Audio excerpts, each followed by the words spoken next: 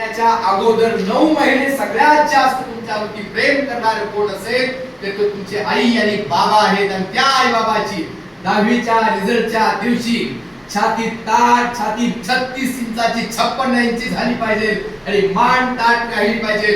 आणि अभिमानानं जर कुणी विचारलं तर सांगता आलं पाहिजे माझ्या लेकीनं आणि माझ्या लेकानं इतिहास घडवलाय असं ठामपणे सांगता आलं पाहिजे. इतका चांगला रिझल्ट तुम्हाला आम्हाला देता आला पाहिजे. आणि तो रिझल्ट देण्यासाठी मनाची अगाध शक्ती आहे. त्या मनाच्या अगाध शक्तीला तुम्हाला बघायचंय, समजून घ्यायचंय मित्रांनो.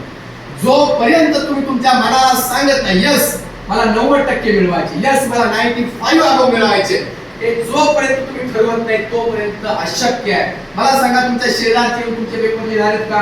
हॅलो, तुमचे शेजारचे येऊन पेपर लिहिणार आहेत का? तुमचा मित्र येऊन तुमचा पेपर लिहिणार आहे का? तुमचे शिक्षक तुमचे पेपर लिहिणार आहेत का? तुमचे पेपर कोण लिहिणार आहेत? स्वतः लिहिणार आहोत. मग स्वतः लिहिणार आहोत तर तुमच्याकडे स्वतःचं ज्ञान असावं की नाही?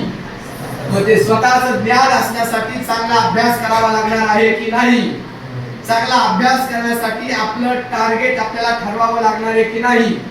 आणि मग ते टार्गेट ठरवायचं असेल तर तुम्हाला तुमच्या विचार तुमच्या मनाला सांगावा लागेल. आणि मनाला सांगितल्यानंतर जसं छत्रपती शिवाजी महाराज आग्र्यावरून निसटले सही सलामत